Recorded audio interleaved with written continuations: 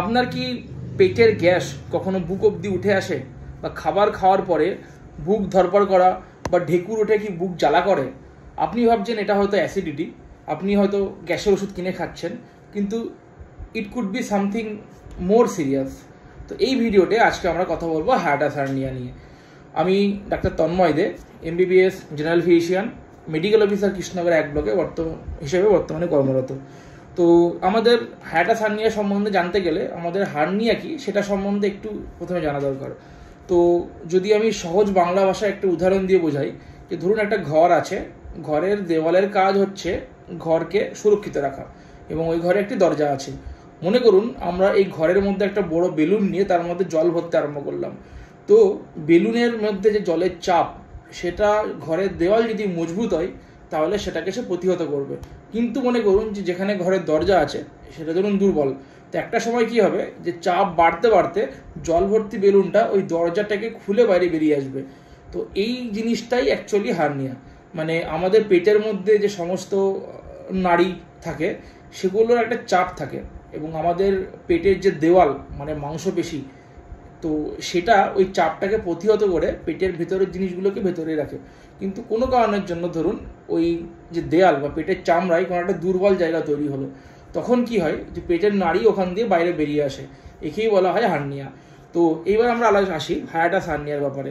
তো আমাদের বুক এবং যে পেট তার মাঝখানে একটা পর্দা থাকে, আপনারা হয়তো উপরে ডায়াগ্রামে দেখতে পাচ্ছেন। তো একে আমরা বলি ডায়াফ্রাম।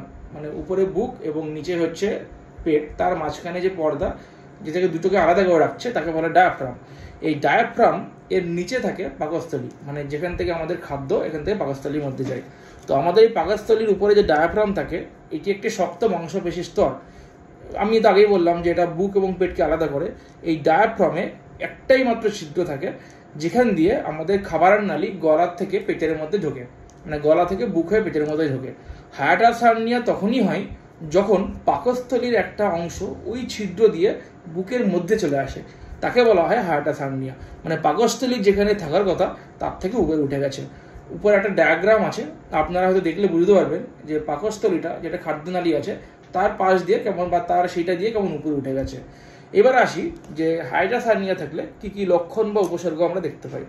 তো সবসময় এই যে আমি প্রথমেই বললাম যে বুক জ্বালা বা এই জিনিসগুলো, ব্যথা, এগুলো নাও থাকতে পারে।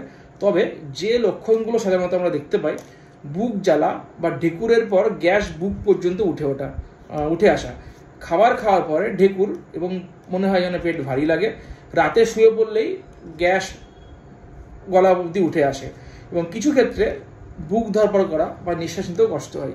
এই উপসর্গগুলি অ্যাসিডিটির মতো শোনালেও হায়াটাস হার্নিয়া হলে ওষুধে সম্পূর্ণরূপে আরাম নাও পেতে পারেন। মানে আপনি হয়তো একটা মনে করছেন যে অ্যাসিডিটি হয়েছে, এটা গ্যাসের ওষুধ খেয়ে নিলেন, দেখছেন যে কমছে না, তো সেটা কিন্তু নাও হতে পারে। এবার আমরা আসছি যে কেন হায়াটাস হার্নিয়া হয়। প্রথমত আমি তো আগেই বললাম যে যে দেয়াল থাকবে তার সে কতটা মজবুত তার উপর ডিপেন্ড করবে।